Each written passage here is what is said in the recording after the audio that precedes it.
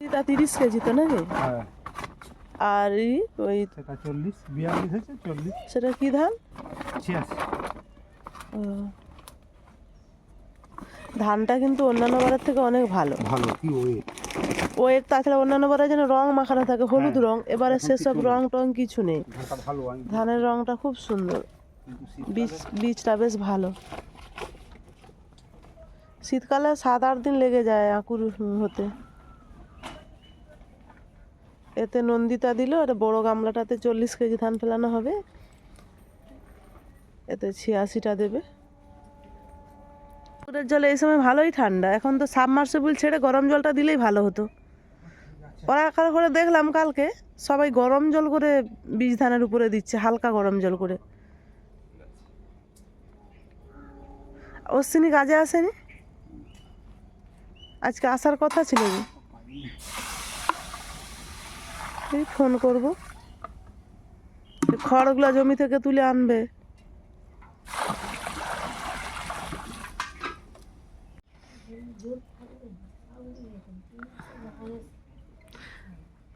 বাকি যে ধানগুলো ছিল দিয়ে দিল গামলায়।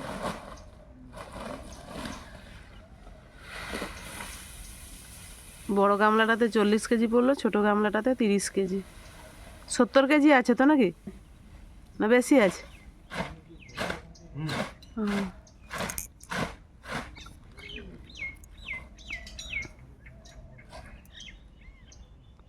একটা চাষ উঠলো, আর একটা চাষের জন্য তড়িঘড়ি। আজ আবার নাগল হবে জমিনে রোটার দিয়ে। কালকে সারা দিন জল পেয়ে পাওয়ানো হয়েছে জমিতে, আজকে আবার নাগল হয়ে যাবে। নাগল হয়ে 7-8 দিন মাটিটা পচবে, পচার পর আবার থার্ড গিয়ার দেবে, দিয়ে ড্রেন হবে, অনেক কিছু কাজ। চাষিদের কাজ, চাষের কাজ অনেক, কাজেরও শেষ নেই। এই ধানটা 24 ঘন্টা না 72 ঘন্টা আমি জানি না ভিজানো থাকবে। ক ঘন্টা? 24 ঘন্টা তো 48 ঘন্টা ভিজানো থাকবে,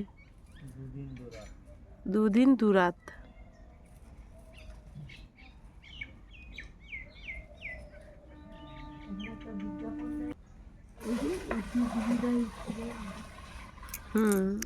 তারপর সে নেটের মধ্যে দেখো ধানকে এরকম দিয়ে উপরে খড় চাপা দিচ্ছে, খড় চাপা দিয়ে তারপরে দিচ্ছে বস্তা দিয়ে, বস্তার উপরে জল দিচ্ছে। রাস্তার এক সাইডেই তো করলো কালকে নুন বের ঘরে, নিমাই ভাগানাদের আর নুন কাদের ঘরে। আমাদের এই জমিনটাতে তলা পড়বে, নাগল হচ্ছে, রোটার চলে এসছে।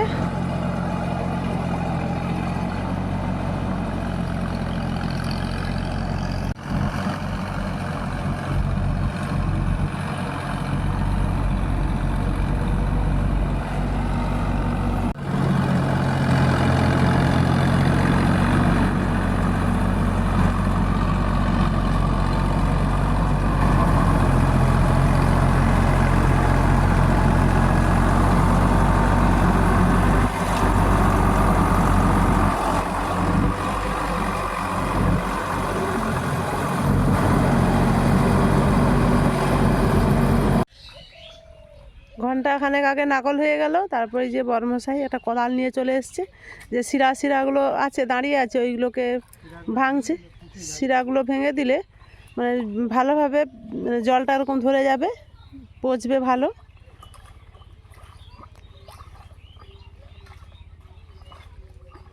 ওর পায়ে ব্যথা, আমি অনেক করে না বলছি যে তোমাকে এসব করার দরকার নেই, কালকে অশ্বিনী এসে করবে। অশ্বিনী আজকেও কাজে লেগেছে, ওই খড়গুলো জমা করছে। ও শুনে নি, তারপর ওরকম কাদা ঘাঁটছে, আর কাদা ঘাঁটলে তো পা আরও বেশি ব্যথা বাড়বে রাত হলে। ওর একটা হাঁটু ব্যথা, মানে অপারেশন হাঁটু, ওর লিগামেন্ট অপারেশন হয়েছিল, তখন ও কলেজে পড়ে, বল খেলতে গিয়ে লিগামেন্ট কেটে গেছিলো। সে অত বছর পর এখন দেখি এই বছরই ঠান্ডাই হোক যাই হোক হাঁটুটা ব্যথা করছে আর কি, আর বেশি একটু কাজ করলে আরও বেশি ব্যথা হচ্ছে। আর বাড়ির টুকটাক কাজ না করলেও নয়, কিন্তু কিছু তো করার নেই।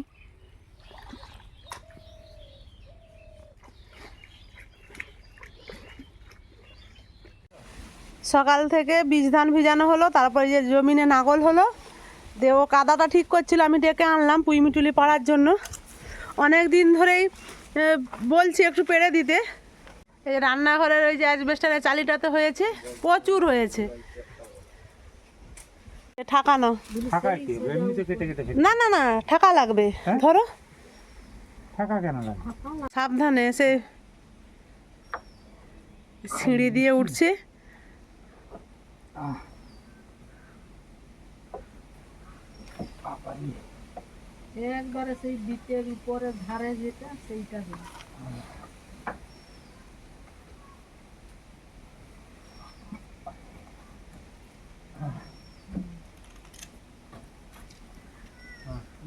ছুরি নিয়ে দাঁড়িয়ে আছে। উপরে আরেকটু তুই সেদিকে ওই যা না। জটটা কাটবো না উপর থেকে। না হ্যাঁ উপরে তুই আরেকটু যা, ওই যেখানটায় বেশি ওইটা দেখ, হ্যাঁ ওইটা তুল না দেখি। হ্যাঁ ওইটা পুরো কেটে লো। পুরো কেটে দাও। হ্যাঁ তুল তুল আরেকটু তুল। এই তো হ্যাঁ ওইটা কাটো। এই দেখো হ্যাঁ একটা ধরে তুলবি, দেখছেন হ্যাঁ। অনেক আছে। একটা তুল না। আজকে কোনো রান্না বান্নার ভিডিও নয়, ওই আচ্ছা আজকে পুঁই মিটলি পারছি, কালকে এটা রান্না করব। হ্যাঁ এদিকে ঝুলি দে এটা, আর সেইটা আরেকটা তুলছিল ওই যে বাঁ হাতে ওইটা তুল। উপরে উপরে উপরে দেখছি ওটা নয়। পিসিমণি ডাইরেকশন দিচ্ছে। করে আসছে হুম দেখছেন। ওইটা হ্যাঁ ওইটা ওইটালে ওইটা ওইখানে কাট। কাটো কাটো ছোট করে কাটো। হ্যাঁ ছোট করে ওই একটু কাটবো না আর হ্যাঁ না ওইখানে কাটবো। হ্যাঁ ওইখানে কাট। হ্যাঁ ঢাকায় রাখ। ওই রকম যেগুলো মিচুড়ি ভর্তি আছে সেগুলো একটু একটু করে কেটে নাও। ওই তো তোর হাতের কাছে ওইটা। হ্যাঁ ওইটা কাটো। হ্যাঁ ওই একটু কাট, বেশি না। বাস আচ্ছা এত একদিনে কেটে দিতে। আর এই দেখো এই পাশটা তো এখনো অনেক আছে। দেখছেন হ্যাঁ ওইখানটা কেটে নাও কাউকে দিয়ে দিব। এই দেখো এগুলাও বাড়াইছে এই যে ফাঁকর। এত বাড়া ওই যে মিষ্টির ঢুকছে না। হ্যাঁ এটা ফাঁকর থেকে বাগিয়ে নিচের দিকে চলে যাচ্ছে। আসছে ওইটা তো নিচে দিয়ে আসছে। হ্যাঁ দিছি ওই সামনের দিকটাতে। এই যে এতগুলা আছে। মানে ঢাকা হ্যাঁ টাকা কি লাগে? এদিক থেকে ধরবো হাতে। আপনি কি ধরতে পারি? এমনি ফেলে দেবো। হ্যাঁ, হাতে ধরা দু হাতে বাড়ি।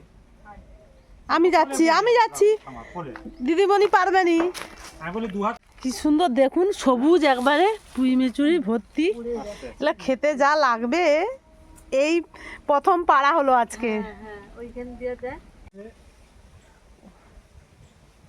ওই যে ওইখান থেকে আসছে। বুঝলে? না যতটা দেখে শুনে কাটো। ওইখান থেকে আসছে এটা।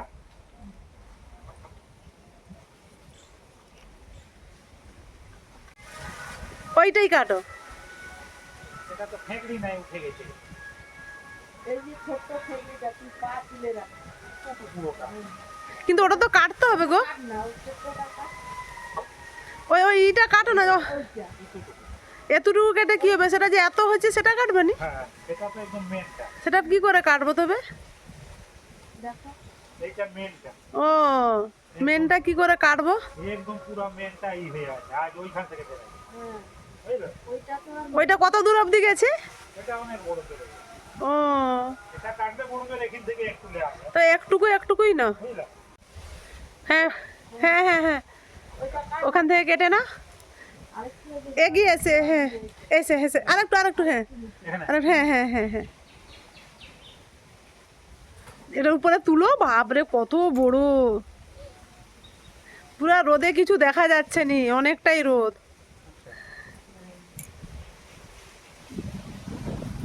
এবার আর দরকার নেই, চলে আসো নিচে।